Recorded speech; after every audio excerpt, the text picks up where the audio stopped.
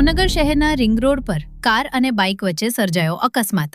Ring road પરથી bike સવાર યુવાન ઘર તરફ જઈ રહ્યો હતો તે સમયે કાર ચાલકે લીધો અફેટે। કાર અને બાઇક વચ્ચે અકસ્માત સર્જાતા લોકોના ટોળા એકઠા થયા। ઈજાગ્રસ્ત યુવાનને ખાનગી વાહનમાં સારવાર માટે હોસ્પિટલ ખસેડાયો।